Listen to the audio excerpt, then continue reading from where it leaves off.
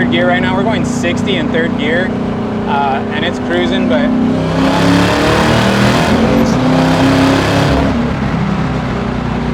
that's about as long as you can get in it when there's other cars around you on a public road. All right, guys, today is the day. It's ride-along day in the 68 Camaro. This thing boogies. I'm excited. It's going to be an experience that I'm going to bring you guys along with. Let's talk a little bit initially. So you guys know the car. You've seen the build sheet. Badass Camaro. Let's talk a little bit about the Camaros we've done before. So I'm here in our winter wall. First RestoMods car ever, 69 Camaro. Very cool car, kind of more simple. I think it had a small block in it, a lot of good bolt-on parts, and then it kept leveling up. So we basically went from there to a 68 with an LS1. So this is where we started playing with LS powered cars, which is quintessential RestoMod. That was a very cool car too. Bolt-on parts, a little bit lower power level of being an LS1.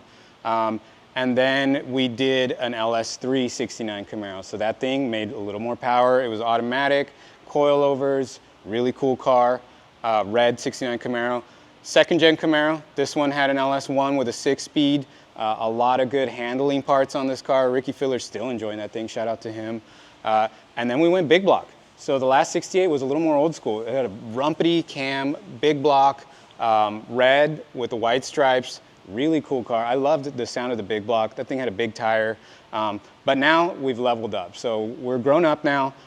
We stepped up to the big boy leagues with a really nice car. So this thing has the 6-speed and the LT4. The LT4 driving experience is its own thing. We'll talk about that when we get in the car. So I'm excited that you guys are here. Let's jump in, let's go for a ride. All right, let's adjust the seat. We got an audience here. We have like everyone just standing around watching, waiting to hear this car start up. Go. Okay, this thing starts up great. I got a full tank of gas. That's just one of the benefits of the EFI is you get that cold start. So we're gonna let it warm up for a second before we take off here. I'll talk you guys through some of the features of this car. So I have some points that I want to hit all the time when I'm driving these cars, and sometimes I forget because when I take it out and I'm out on the road, I'm having so much fun that I forget to hit all the points. So basically, all the mechanicals of this car have been upgraded. So it has an LT4, which is the best of the best supercharged GM crate engine. It's connected to a 6-speed. It has a built Strange Engineering rear end and coilovers in the back and the front. It has an Art Morrison front subframe, Corvette suspension in the front, like all the bolt-on control arms. It has a rack and pinion steering, a 4-link in the back with coilovers in the back. So this thing really handles good. It's predictable. It steers good. So that's like kind of the basics of the layout mechanically of the car, and that's what makes it so good on the road when you're at speed. So that's kind of the points I want to make sure I touch on before I get out on the road. So I wish you guys could see. We have 1, 2, 3, 4, 5, 6 people standing. It's like a Caltrans job, basically, where everyone stands around and watches while one guy, I don't know if you could call it work, but I'm getting ready to drive this thing. I think they're just waiting for it to be warmed up, but these guys really like, they really like trying to distract me. Yeah, everyone salute the car. Let's do that. All right, here we go. We're gonna get out of here.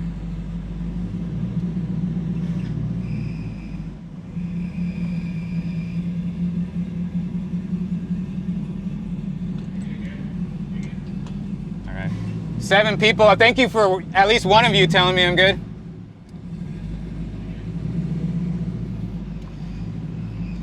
All right, we're out of the garage, and we're gonna hit the road. So she's still a little cold, but it'll warm up quick. I'm gonna drive nice and easy for the first bit of this while we let her warm up. This thing has a dual disc clutch, and the pedal's a little stiff. Although it's a hydraulic clutch pedal, it's not too stiff. It's kind of the way you want it to feel in like a high performance stick shift car. Once you get to a power level, having that more springy clutch pedal feels better, like when you are making like performance shifts, you know, like around town you start thinking, oh, maybe this is heavier than a normal daily driver car, but this this is a lot higher performance than a normal daily driver car. So with that, you get some of those things. But it feels better when you are out on the road making those kind of power shifts. You get a more positive feel, some more feedback from the pedal.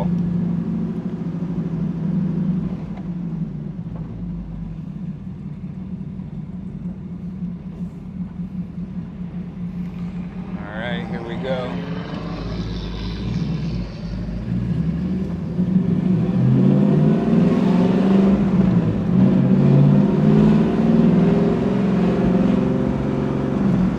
Did a little bit of work on the ergonomics on this car to fit different size drivers. These first gen Camaros, the way they're laid out, there's not a ton of room in them. And then you get these TMI seats with the added bolstering, which really helps like lateral bolstering, but then they're a little puffier, so they sit you up a little higher and a little closer. They have sliders and that's adjustable, so that really helps a lot. We have guys in our shop that are 6'5", 6'6", and they've been able to fit in this car, which is quite the task for a car like this. This is not a huge car, but we did some work on some other stuff. Like this aftermarket TMI dash pad sticks out a lot closer to the steering wheel than the stock one. So we kind of worked on the tilt column with the steering wheel spacing to get the wheel away from the pad so your knuckles aren't hitting it. We kind of changed the shifter handle to put it in a little bit better position. So that the ergonomics work. On a stick shift car, it's important. A car with a lot of power, it's really important that you feel comfortable where everything's at, because things happen fast in a car like this. There's no nannies, there's no safety things to keep you out of trouble. So if you're driving this thing hard or you're throwing it in a turn and everything has to be like in a good spot so that you're not fumbling around trying to manage this thing. And we do that with a lot of the cars. A lot of the cars, if we buy a car that's mostly finished, it's usually pretty much tailor-built to the owner of the car. But since these are giveaway cars, we don't know the size of the winner. So we basically have to make sure that these cars are all adjustable and kind of have good ergonomics to fit pretty much any size person.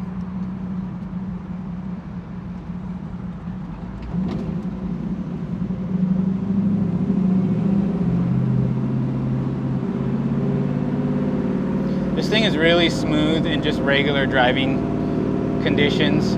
The suspension is great. I mean, it feels soft and compliant.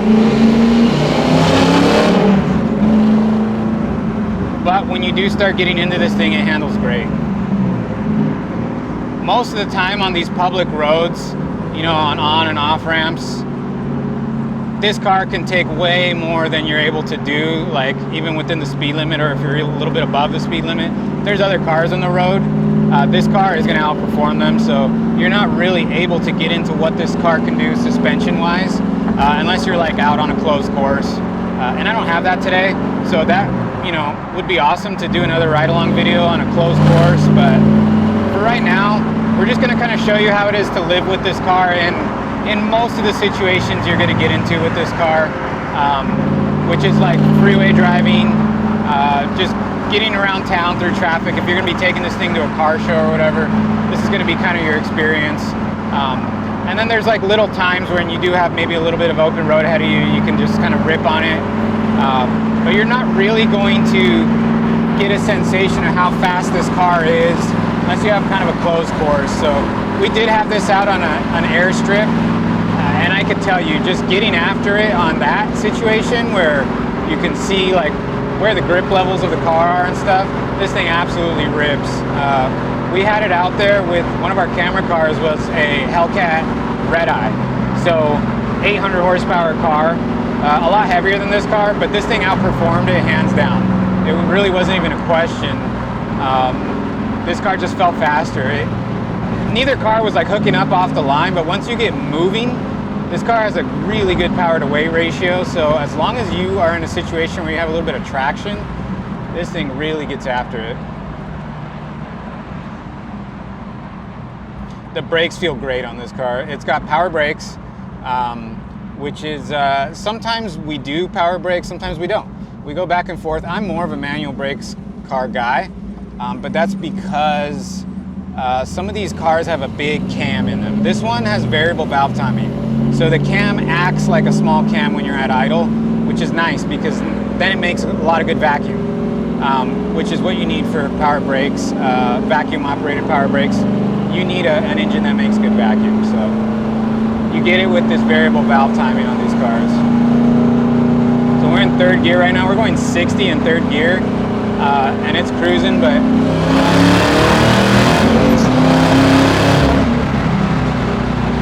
that's about as long as you can get in it when there's other cars around you on a public road.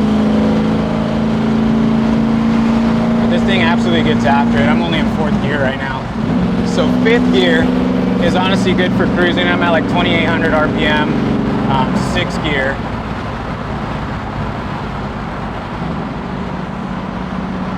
Police officer on the side of the road there. So sixth gear now, I'm going 70 at 2,000 RPM, which is really, really low RPM. This thing, you know, I've never measured the gas mileage because these cars are kind of miles per gallon type cars, but I would venture to say this thing's gonna get decent gas mileage if you're on a long road trip and you're just cruising 70 at 2,000 RPM. It's a light car, so you're not doing a lot of throttle maintenance to keep that speed.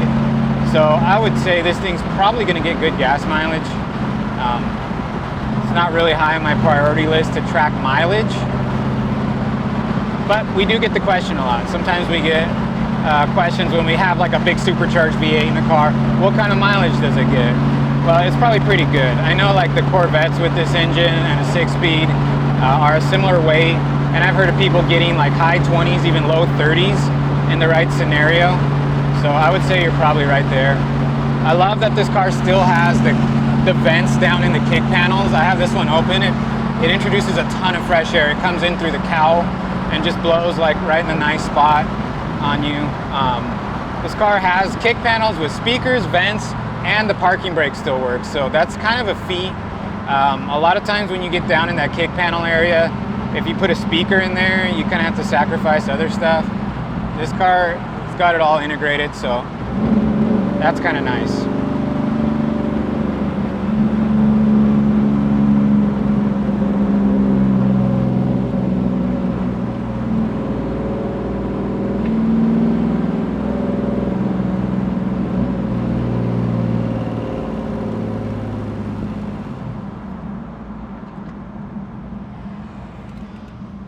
Okay, so in the beginning, I kind of talked about the engine, trans, suspension layout. I mean, this thing's dialed. That Art Morrison subframe with all the Corvette parts, this thing really handles. The rack and pinion feels great. This is kind of a point and shoot car. It's not darty, but it does exactly what you want with not a ton of effort. You know, it doesn't have a big sloppy steering box that you're making a bunch of input for like minimal like steering change. This thing does like what you want right now. It feels like a sports car, but it doesn't feel like a bumpy ride. We don't have the best roads around here. I'm usually like, in these ride-along videos, I'm usually complaining about our roads. They just repaved the one in our shop, so it's not so bad. And this road we were just on is pretty good, so not a lot of complaints there. But, you know, you get a car with a lower profile tire, which when you want high performance tires, you kind of have to have a lower profile. I get it when a lot of people say they like the look of the old 15-inch wheels with the big tire. That's a very nostalgic muscle car look, but when you get into like a high power level stick shift car with all these suspension upgrades, big brakes, it just doesn't make sense to sacrifice all that to get the look you want. So we have 18-inch tires on this. They're forged 3-piece wheels, Continental Extreme contact tires. We're pretty sticky. I've been pretty happy with how they hook up in situations. But with that being said, there's not a big sidewall on them. So when you get into bumpy roads, sometimes you can feel that, you know, the tire is not cushiony. But it feels good because now you can feel the suspension working. So without the tire absorbing a bunch, well, you can get the coilover to do what you want.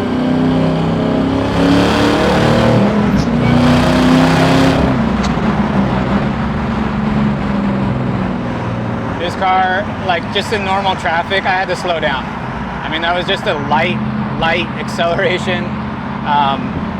And I was like going faster than freeway traffic just with that input.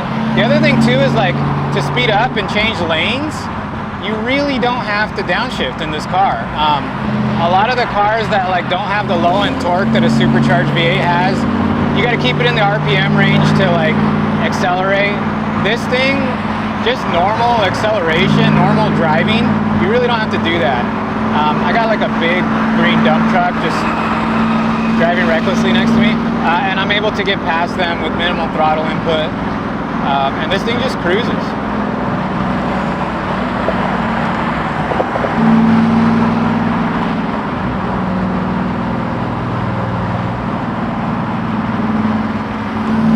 It's super happy at freeway speeds, not a lot of drama. Suspension feels great, steering feels great at this speed. The brakes are confidence inspiring. The way people drive here in California, everyone's tailgating. You can see we're going probably 70 and traffic is just clumped together, which it's unnecessary, not that safe.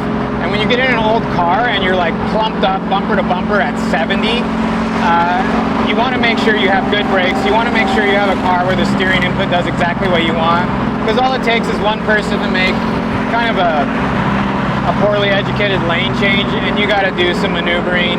This car will do it. It's like driving a modern car. That's why we love the RestoMod factor of these cars, because you get all the cool looks. I mean, from the outside, this thing is quintessential 68 Camaro. It looks the part, black with the white stripes, the houndstooth interior. Got all the soul of a classic 60s car, but it'll do all these modern car things. So we're just cruising right now. I took you guys out basically just in Southern California traffic, and we're just cruising around without any drama. So that's kind of the fun part. These ride-along videos, I wish I could just go out and just rip on these cars and beat on them and show you guys how fast they are. But we're like in... Even the Mustang guys like it, so that's kind of cool. This guy has a Staying Life plate frame and he's still giving props. So car guys just appreciate this thing. That's really cool to see, you know, even the guys who have brand loyalty willing to appreciate what this car is. Let's make a lane change here.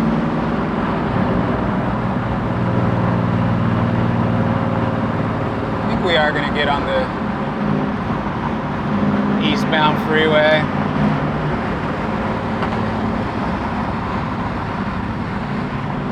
Pretty good visibility too. The mirrors are in a good position. We don't have a passenger mirror.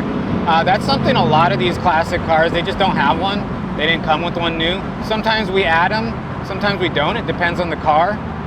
This car, after driving it around for a little bit, I didn't feel like it was really lacking one. Thing you're able to kind of rev match it too. I didn't feel like it was lacking one, so we went ahead and forgot drilling holes in this beautiful paint. You can see no drama. This is a pretty tight sweeping on-ramp. No drama. I got one hand, light throttle. This thing will do exactly what you want. I didn't even really drop a gear. I think I'm in 4th gear through that. Going probably twice the recommended speed limit for that on-ramp. I don't exactly like to incriminate myself in these videos with speed limit stuff, so maybe we'll just edit that part out. I was going fast enough to merge. Flow of traffic is also like the safe way to drive, so we'll stick with that.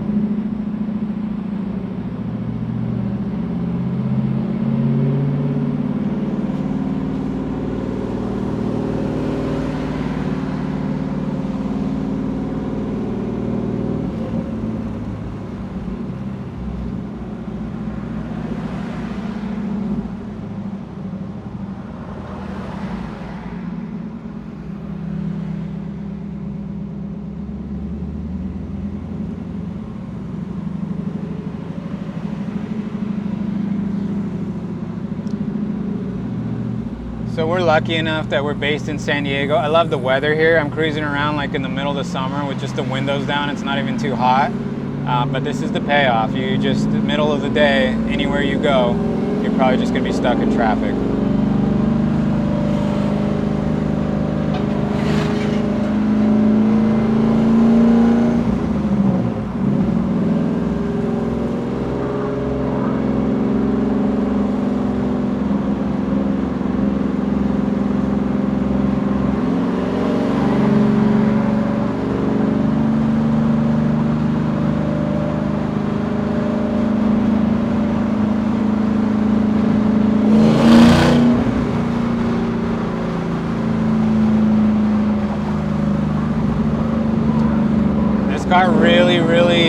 responsive. So right now, I was about 3,000 RPM, which isn't like super high into the power band, but just a little blip and it's just gone. Like it just revs up. It makes all that supercharger low end torque, decent sized V8. So you don't have to really wind it out to get it to do what you want.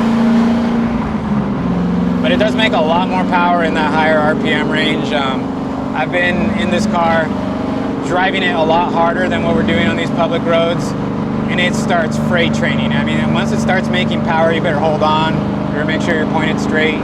This thing will, it will get down.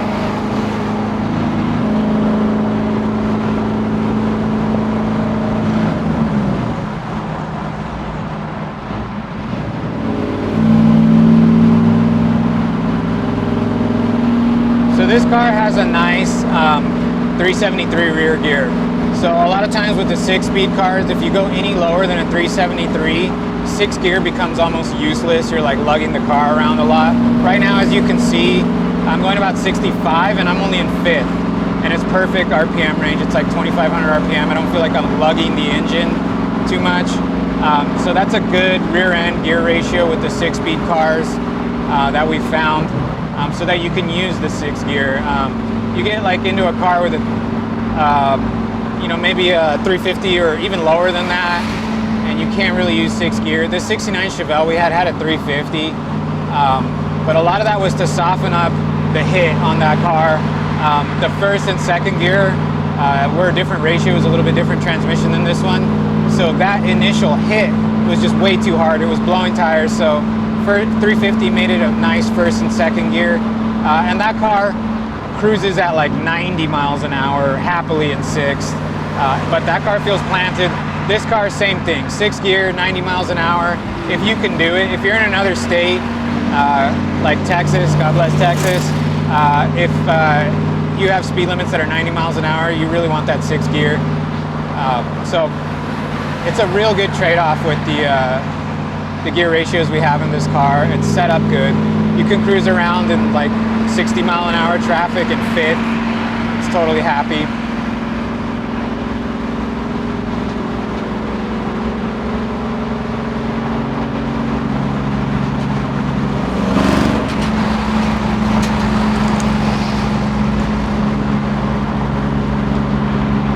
One thing about this car is that it is a drive-by-wire. So all these LT4 cars, they don't have an actual throttle cable.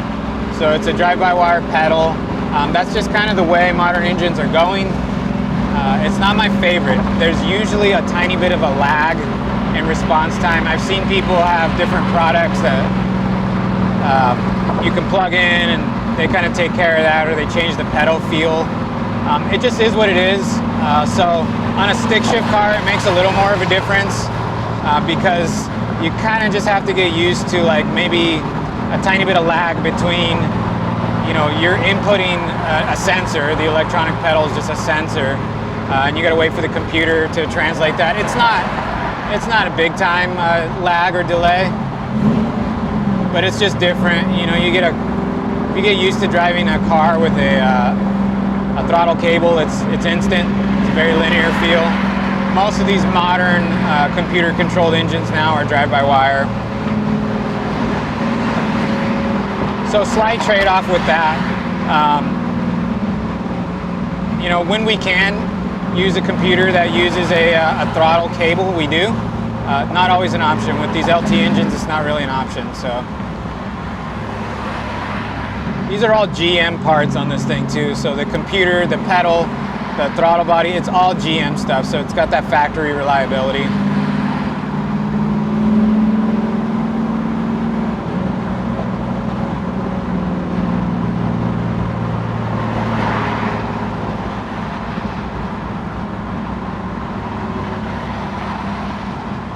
I'm gonna get off the freeway here. There's just a lot of traffic today. I don't know why. It's a Thursday, middle of the day. It's 12 o'clock.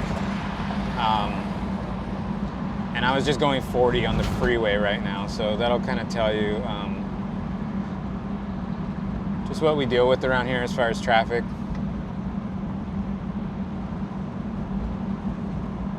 I tried to head east. Usually, you know, East County, San Diego, it's a little more scenic.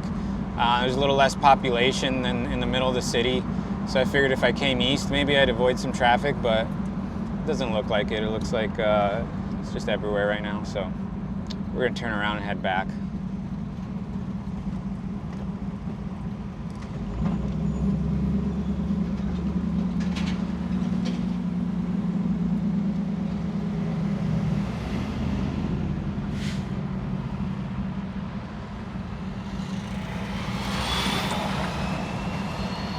This car stays nice and cool. We upgraded the radiator and fan setup from what it previously had, and it runs about 200 degrees. You know, sometimes I've seen it spike a little higher than that, but very rarely.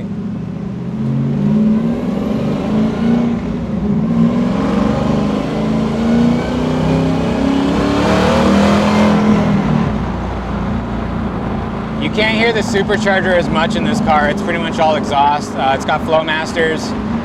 So I kind of miss that. I like hearing the supercharger, but this one's a different type of blower setup, so it's a little more reasonable noise-wise.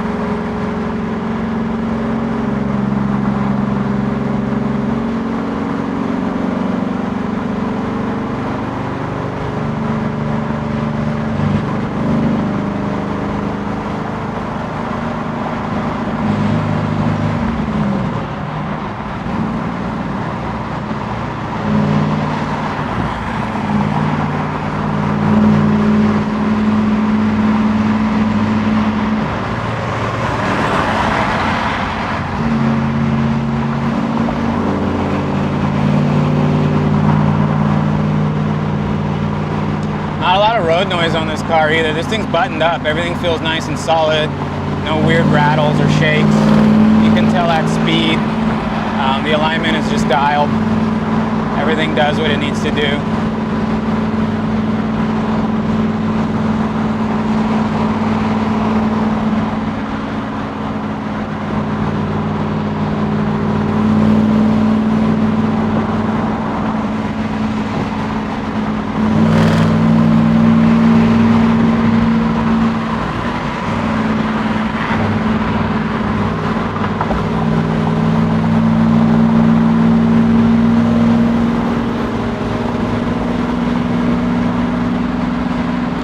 The interior layout too, so it's a custom console, but it does still use that factory Camaro type 4 gauge setup, all Dakota digital gauges, so it really integrates well with the modern feel as far as like upgrading the mechanicals, but keeping a classic vibe where all these gauges are still in a position where a classic Camaro would have had them.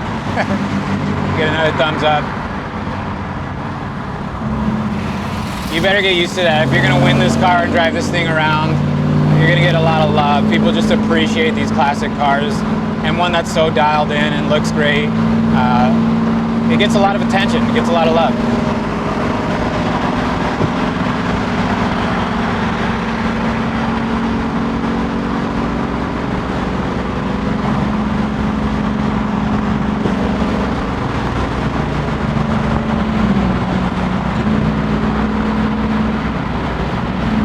Now we're on the downhill side of kind of this freeway that I'm on, and you can see all of a sudden we're going downhill and everyone wants to go 80 because they're just coasting in their car.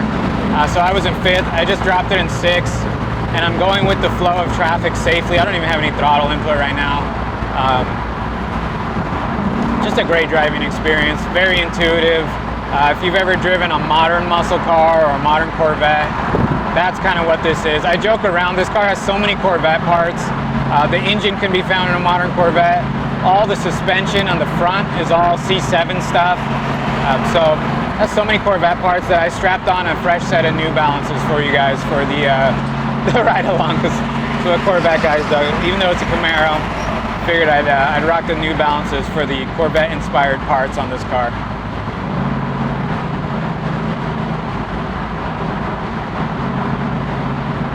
I didn't have any denim shorts or cargo shorts that I could tuck my t-shirt into, so I apologize, but maybe next time. If we ever do another Corvette, I'll go full get-up Corvette guy.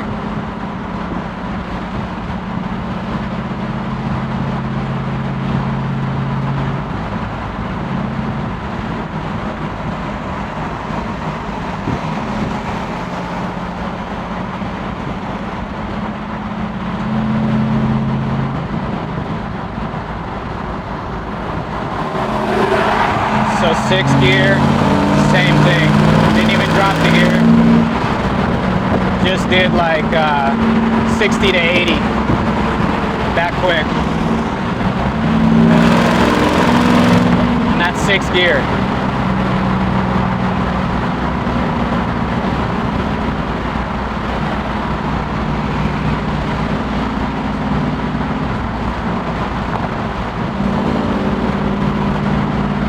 So I'll do one more off ramp heading back to the office, and then we'll wrap the video up. I really like how this car feels on the on and off ramps. That's a big thing. If you're going to do all this really cool suspension stuff, you know, it's like, where are you going to use it other than a track? Well, on and off ramp is a good spot, as long as you're being safe. This car, like I said, there's no nannies. At this power level, all the modern cars that this engine comes in, they have a ton of like ABS, traction control, all that good stuff to keep you safe, so that if the car steps out on you or you're being a little reckless with the throttle, it'll reel you back in. This car doesn't have that. So if you're trying to explore the limits of this thing, although this thing has a very high threshold of capabilities, it has nothing to reel you back in. So just be careful. Previous owner said, make sure you're pointed straight if you want to be on that throttle. And I tend to agree with him.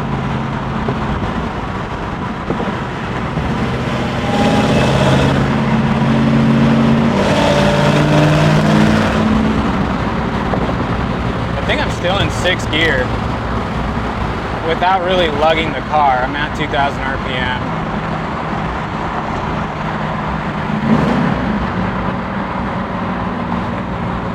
So rev matching takes a little getting used to with, like I said, the drive-by-wire. It's a little different to rev match a car. You got to get used to it, but you don't really need to rev match all the time. That's kind of more of a performance driving thing. But it's doable.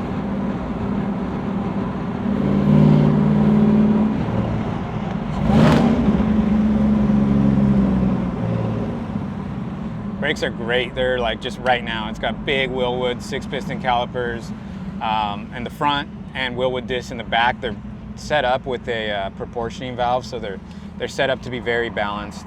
This car doesn't get unbalanced when you're hard on the brakes, which is good. There's a lot of cars I've driven that start doing weird things. If you're like not pointed straight and you're on the brakes, they get a little bit unbalanced and start diving and doing some odd stuff. This car doesn't do that. It feels good. It feels safe.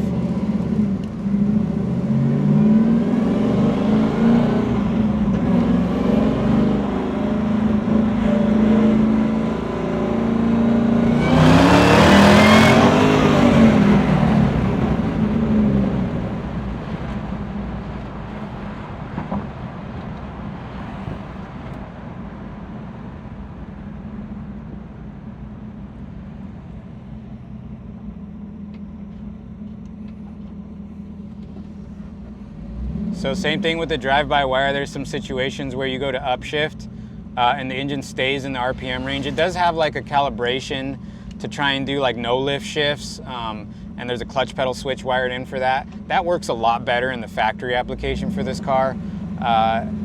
You can maybe master it in this car, but it's a tough one.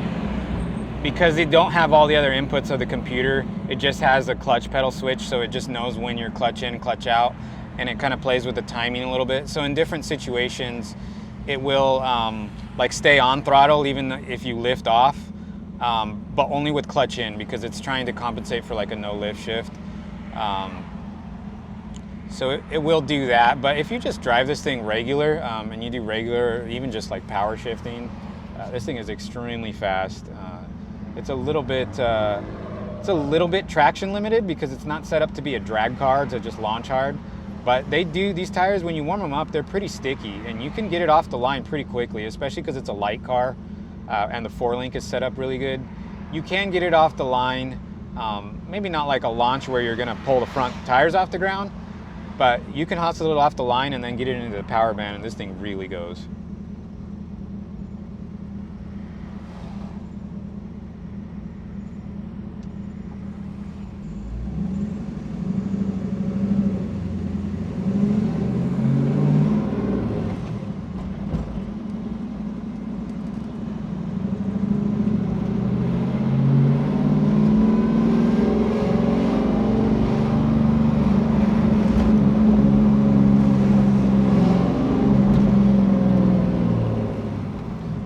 out of driveways is a big thing in a classic lowered car. I usually hit them at an angle. You don't really have to go too crazy of an angle in this car. It sits really nice. It's nice and low, but it does not suffer from ground clearance. There is a skid plate to protect the oil pan if you were to bottom out. The previous owner made like a nice custom aluminum skid plate. So that's an added bonus to just give you kind of peace of mind, but you really don't have a lot of ground clearance issues in this car. That's a big thing. A lot of these Camaros, the subframe hangs way down, the headers will hang way down because they're unibody cars. This car doesn't have that. So it's really nice to be able to kind of, you know, just drive it like a normal car. You know, being cautious. It's not 4x4 either, so.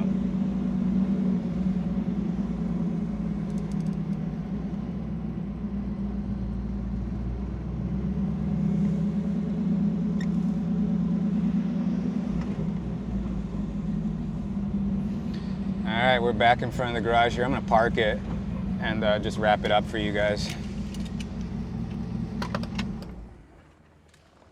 Okay, that's it. I didn't have too much caffeine this morning because I knew this thing was gonna get my blood pumping, and that's exactly what it did. I love driving this car. There's something about a supercharged stick shift car with modern underpinnings, Corvette suspension and handling. This thing is just fantastic. The brakes, the suspension, the steering, it all feels really, really good. It's the size of it too makes it feel like a sports car, the way it accelerates, the way it handles, but you don't lose any of the 60s soul. This car, even when you're in the driver's seat, you look around, it's got the houndstooth, it's got the stock dash layout, it's got the gauges in the console. It just gives you that feel that you love about muscle cars. It kind of takes you back in time, but you have no problem keeping up with modern traffic. And if you do get in a situation where you want this thing to outperform a modern car, it will do it, no problem. So thank you guys for coming with me. What an awesome day at work, if you can even call it work, taking you guys along for a couple little rips in this thing. I always want more. I could drive this thing all day, but the editors would hate me if I gave them a video like that. So I'm glad you guys came along, got to experience some of what this car can do. It can do a lot more than what we did on public roads, but we'll leave that to the winner to find out. And as always, if you do want to get in to win this car, just hit RestoMods.com and you could be behind the driver's seat making your own ride-along video. As always, keep having fun with cars.